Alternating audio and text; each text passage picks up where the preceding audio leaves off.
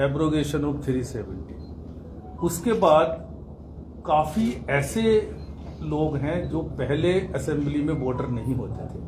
लेकिन अब उनका नाम वोटर लिस्ट में आ सकता है। तो एक वो भी बड़ी तादाद में लोग अब आ सकते हैं अपना वोट दर्ज कराने के लिए। उसके लिए सिंपल है, जो रूल है पूरे कंट्री में, रिप्रेजेंटेशन ऑफ पीपल्स एक्ट में रूल है कि person should be ordinarily residing in the UT. जहां पे भी वो वोट बनवाना चाहता है वो वहां पे ऑर्डिनरीली रिजाइड करना चाहिए। ऑर्डिनरीली रिजाइड करने का जो डिसीजन है वो ईआरओ को लेना है, जो वहाँ इलेक्टोरल रजिस्ट्रेशन ऑफिसर है या एईआरओज हैं कॉन्स्टिट्यूएंसीज में, वो इस बात को देखेंगे कि भाई ये यहाँ पे ऑर्डिनरीली रहता है, यहाँ पे इसकी नौकरी हो सकती है, वहाँ पे वो एजुकेशनल पर्पज के लिए भी रह सकता है, लेबर पर्पज के लिए भी रह सकता है, बिजनेस पर्पज के लिए भी रह सकता है, यानी परमानेंट रेजिडेंट होने की आवश्यकता अब नहीं है। तो ऐसे बहुत सारे वोट अब वोटर लिस्ट में ऐड होंगे। एक और जो नई चीज है जो सर्विस वोटर्स है, हमारे यहाँ के काफी लोग दूसरे स्टेट्स में काम करते हैं, तो वो उनको ऑप्शन पहले भी था अब भी है, they can register themselves as service voter, यानी उनका नाम वोटर लिस्ट में एज सर्विस वोटर दर्ज हो जाएगा और वो जहां भी पोस्टिंग है उनकी, चाहे वो आर्म फोर्सेज में है, पैरामिलिट्री फोर्सेज में है, आर्मी में है, वो वहीं से अपना पोस्टल बैलेट दर्ज कर सकते हैं जब भी इलेक्शन होता है। ऐसे ही काफी लोग देश के दूसरे हिस्सों से भी यहाँ पोस्टेड हैं, तो उनको भी एक ऑप्शन है, अगर वो पीस स्टेशन में पोस्टेड है तो वो यहाँ का भी वोट अपना बना सकते हैं। A political storm has erupted in Jammu and Kashmir after Chief Electoral Officer Hridesh Kumar said that after the abrogation of Article 370, anybody living ordinarily in Jammu and Kashmir can register as a voter and cast the vote in the assembly election. The Chief Electoral Officer said 25 lakh new voters are likely to be registered in the Union Territory. The statement has drawn sharp responses from the PDP and the National Conference, the regional parties hitting out at the BJP and terming this as a tactic for disempowering the people of Jammu and Kashmir and turning the electoral results in its favor. Former Chief Minister Mehbooba Mufti said the decision to allow non-locals to cast vote in the elections is the last nail in the coffin of electoral democracy. जैसा कि आप जानते हैं कि कल जो chief election officer हैं उन्होंने एक नया फरमान जारी किया और जिसकी वजह से जो है बीजेपी के 25 लाख जो नॉन लोकल्स हैं वोटर्स उनको यहाँ इंक्लूड किया जाएगा। And I think this is the last nail in the coffin of electoral democracy है। पहले जो इन्होंने रिगिंग करनी थी वो तो आधी रिगिंग कर दी, जिस वक्त डिलिमिटेशन कमीशन यहाँ बनाया और उसमें जितनी जेरी मैंडरिंग होनी थी वो सब कर लिया और जिसका नतीजा ये हुआ कि जो उसकी हेड करती थी उस पैनल को, उसको अब बड़ी अच्छी तरह से रिहेबिलिटेट किया गया, शी हैज बीन रिवॉर्डेड। तो मेरा ये कहने का मकसद है, मैं लोगों के अपने मुल्क के लोगों से ये कहना चाहती हूँ कि ये जो जमहूरी निज़ाम को यहाँ मस्क किया जा रहा है, डेमोक्रेसी को यहाँ ख़त्म किया जा रहा है, या मुल्क के लोगों को समझना चाहिए कि जो जम्मू कश्मीर एक मुस्लिम मेजॉरिटी स्टेट ने इस मुल्क के साथ हाथ मिलाया था ये सोच के कि हम जमहूरी मुल्क का हिस्सा बनेंगे,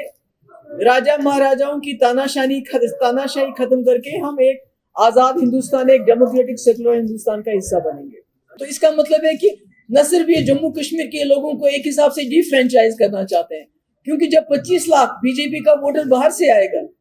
तो जम्मू के वोट का क्या फायदा होगा, कश्मीर के वोट का क्या फायदा होगा। तो इसी तरह मैं मुल्क के लोगों को बताना चाहती हूँ कि जब आप किसी को चुनते हैं उसके बाद ये पैसा और ईडी का इस्तेमाल करके उस सरकार को गिरा के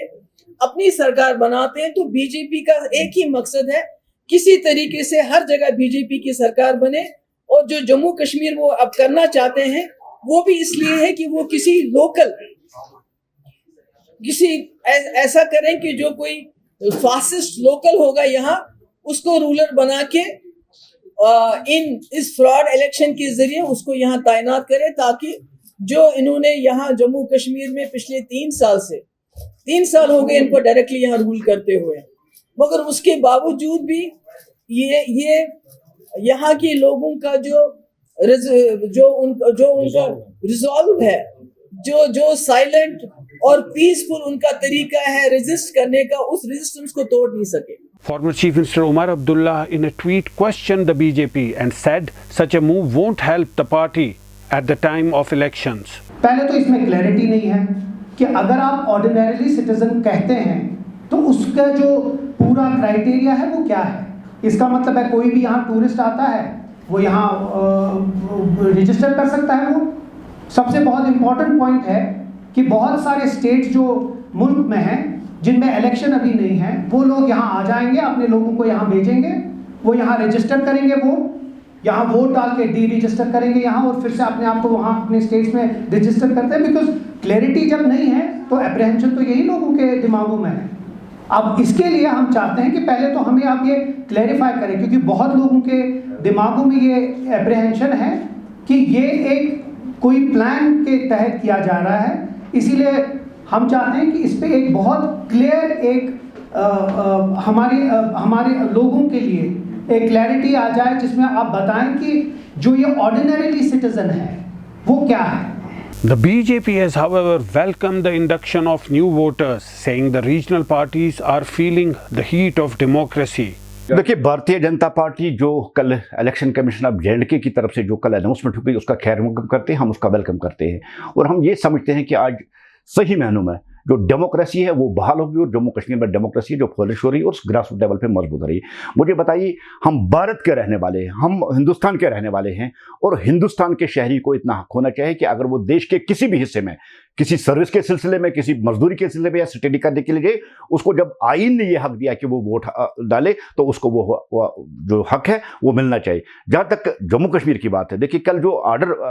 हुआ है हम उसका खैर मकदम करते ये बात कहते हैं कि जिस देश ने हमें राइट टू वोट का हक दिया है, किसी को यह हक नहीं है कि वो वोट का हक उनसे छीन ले, चाहे वो सिक्योरिटी फोर्स हो, चाहे वो बाहर का कोई यहाँ मजदूरी करने वाला हो, चाहे यहाँ पढ़ने वाला हो। लेकिन ये अलग बात है कि जो रीजनल पार्टीज इसकी मुखालफत करते हैं उसके पीछे एक बहुत बड़ा डर है, क्योंकि जो 25 लाख नए वोटर इंडेक्ट हो रहे हैं वोटर लिस्ट में, ये वो बच्चे हैं जो कल तक नाबालिग थे। जब 2012 में उमर साहब ने 116 नौजवानों के उसके वक्त में उसको मार डाला, और महबूबा जी के वक्त में जब 110 नौजवानों को उन्होंने मार डाला, उन पर बुलेट चलाए, उन पर पलट चलाए, उन पर डंडे चलाए, इसलिए वो डर रही कि जो नया वोटर है वो महबूबा को रिजेक्ट करेगा, वो एनसी को रिजेक्ट करेगा, वो पीडीपी को रिजेक्ट करता। और आज महबूबा को जो नया एक